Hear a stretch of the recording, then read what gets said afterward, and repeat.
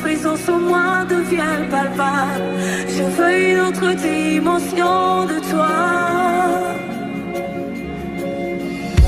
Que ta présence en moi devienne réelle. Que ta présence en moi devienne palpable. Je veux une autre dimension de toi. Bonsoir à tous nos téléspectateurs qui ont l'habitude de nous suivre pour notre émission La femme championne, femme remarquable. Alors cet après-midi, je vais faire mon témoignage.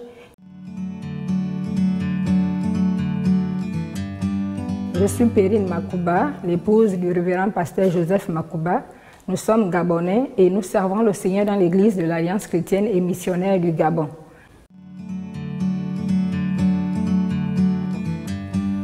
Comment est-ce que j'ai reçu le Seigneur? En fait, je suis née dans une famille non chrétienne. J'étais malade et je maigrissais. Je perdais du poids chaque fois. Je me sentais vraiment diminuée au jour le jour. Je sentais que ma santé était en train de partir et j'étais en train de comme mourir à petit feu. Et je me suis tournée vers les médecins. Je suis allée vers l'hôpital et je suis passée par des consultations.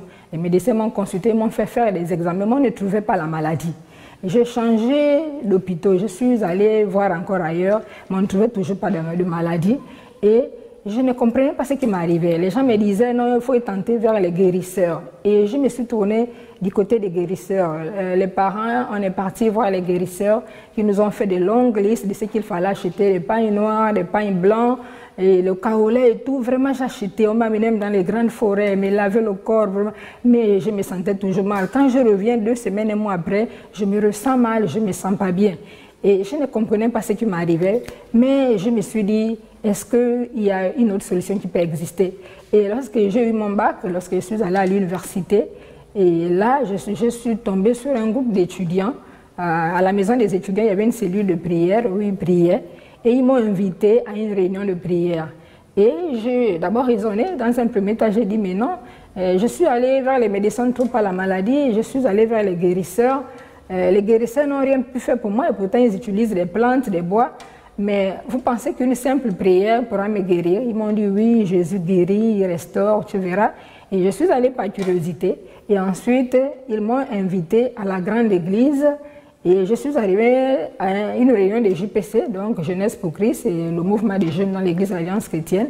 Je suis arrivée à cette réunion et il y avait un enseignement dont le thème était l'œuvre du Saint-Esprit dans la vie du chrétien. Et ce qui avait attiré mon attention, c'était le fait que là on disait que le Saint-Esprit guérit, le Saint-Esprit restaure, et aussi la louange, de belles mélodies, de belles paroles. Plus que je me sentais mal, je perdais du poids au fur et à mesure, je blanchissais, je m'affaiblissais à mesure que le temps passait. Et je voulais vraiment toucher du doigt, voir vraiment si ce qu'on disait dans cet enseignement pouvait me faire du bien, est-ce que vraiment le Seigneur pouvait m'aider. Je n'avais pas d'autre issue que me confier au Seigneur, puisque j'avais tenté la médecine, on n'a trouvé rien, je suis allée vers les guérisseurs, il n'y avait rien. Donc, la seule issue qui me restait, c'était vraiment Jésus. Et j'ai décidé de suivre l'enseignement pendant les 4 semaines. Et au bout des 4 semaines, j'ai commencé à ressentir la présence de Dieu dans ma vie.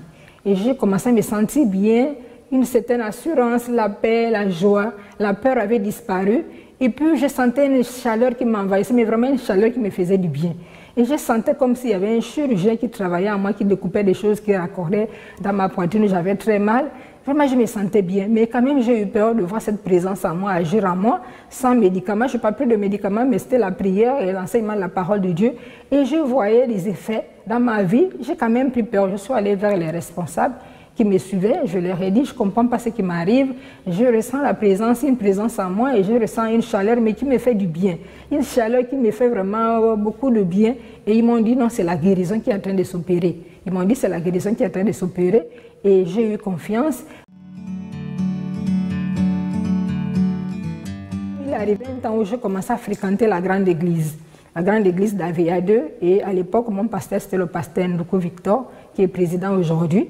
Et je suis allée le voir parce que je me sentais mal. J'avais comme un peu rechuté. Je me sentais mal. Et je suis allée le voir. Lui, il était occupé. Et il m'a orienté vers 3 prestataires. Et grâce à cette maladie, j'ai pu non seulement rencontrer Jésus, mais lorsque je suis allée vers les 3 prestataires, c'est là où j'ai trouvé que parmi les 3 prestataires, il y avait celui qui est mon époux aujourd'hui. Cette maladie m'a non seulement amené à connaître Dieu, mais à me conduire vers les destinées, vraiment la destinée que Dieu avait pour moi. Et ils ont prié pour moi, ils ont commencé un travail. C'était quand même un peu difficile, ça a pris du temps. Et les deux autres se sont découragés. Et lui, il est resté. Il est resté, je lui ai demandé, frère, est-ce que tu vas aussi m'abandonner? Il a dit non, je vais d'abord demander au Seigneur si on doit continuer à arrêter. Et il s'est retiré pour prier. Il a demandé au Seigneur, est-ce que cette sœur vivra? Est-ce qu'on peut continuer le travail? Et le Seigneur l'a rassuré que non, vous pouvez continuer, elle vivra. Et ensuite, il m'a rappelé quelques jours après, il m'a dit non, on peut continuer. Le Seigneur m'a rassuré que ça ira. Et ensuite, il m'a invité à l'intercession pour que je m'affermisse davantage dans la prière, dans la parole. Et il me suivait, il a continué mon suivi.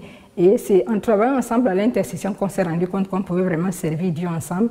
Vraiment, Dieu est merveilleux, fait toutes choses bien. Vraiment, grâce à cette maladie, j'ai pu rencontrer le serviteur de Dieu. Et c'est vraiment un homme qui aime le Seigneur, c'est un homme bien, il aime la prière, il aime le Seigneur, il est rempli de l'Esprit. Et vraiment, c'est vraiment une personne merveilleuse. Je bénis vraiment le Seigneur pour cela. Et nous avons décidé vraiment de servir le Seigneur ensemble. Aujourd'hui, nous servons le Seigneur ensemble. Nous avons 5 enfants par la grâce de Dieu. Donc nous étions à l'église d'Ondogo, c'est une église du quartier de Libreville au Gabon. Et nous étions là-bas à Ondogo et il s'est retiré pour une retraite spirituelle. Pendant la retraite, le Seigneur lui a parlé, il a reçu cette vision des femmes vraiment dynamiques, des femmes conquérantes, des femmes remarquables. Et lorsqu'il est sorti de là, il nous a partagé la vision, la sœur Constance, qui est notre fille, moi. Donc il nous a partagé la vision, il a dit voilà ce que j'ai reçu des femmes. Des gens travaillaient dans un groupe de femmes dans l'église, mais ils voulaient que ce soit un peu plus élargi. Et nous avons vraiment hésité au départ, on se disait ah c'est une grande responsabilité, prendre une telle vision, mettre ça en œuvre, est-ce que ça va aller, tout ça. Et nous avons beaucoup hésité. Bon, finalement la sœur Constance et moi, nous avons décidé de prier, d'écouter le Seigneur aussi, et le Seigneur nous a fortifiés. Nous avons lancé la première édition de cette conférence, la femme championne. Et nous avons vu que les femmes étaient intéressées. Et plusieurs femmes de l'église d'Ondogo et quelques personnes que nous avons invitées nous ont encouragés à élargir la vision à plusieurs autres églises. On n'est pas laissé ça seulement pour l'église locale d'Ondogo. Et c'est comme ça que, je crois que c'est à la 3e édition que nous avons élargi à d'autres églises. Nous avons invité d'autres églises de l'Alliance chrétienne, d'autres églises sœurs. Et vraiment, les femmes étaient vraiment intéressées, ça a pris de l'ampleur. On a pu rassembler à cette 3e édition près de 200-300 femmes et nous avons continué jusqu'au moment où nous avons même organisé une rencontre sur les droits de la femme où nous avons invité notre ministre à l'époque qui était le ministre de la Famille. Donc Mme Zébite, nous l'avons invitée, elle a enseigné les femmes. On a pu rassembler près de 800 femmes. Donc vraiment les femmes étaient intéressées et nous avons compris que vraiment le Seigneur est avec nous. Et jusqu'à aujourd'hui, nous continuons dans cette mission. Voilà comment Femme Championne est née et comment les femmes étaient intéressées. Aujourd'hui, les femmes s'intéressent davantage, les femmes s'impliquent davantage. C'est vrai que nous sommes restés longtemps dans l'ombre, mais nous avons pensé que certainement c'est le moment de nous faire connaître. Et nous avons décidé de nous lever aussi grâce à cette épidémie de coronavirus. On ne pouvait plus aller à l'église, il fallait des rencontres par médias, par Internet et autres. Donc nous avons décidé de lancer aussi déjà nous faire connaître la vision Femme Championne. Mais c'est une vision qui existe depuis.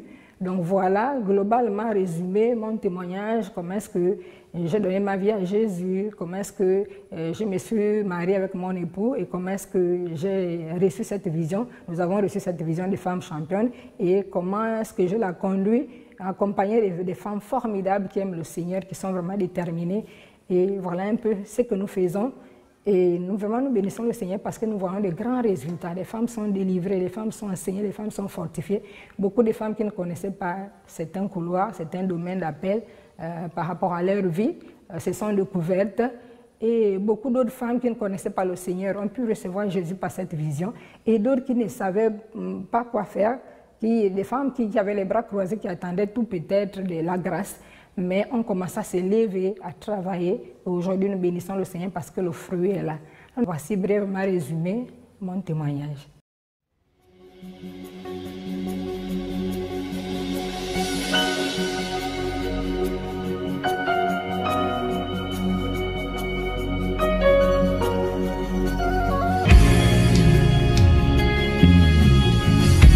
Que ta présence en moi devienne réelle.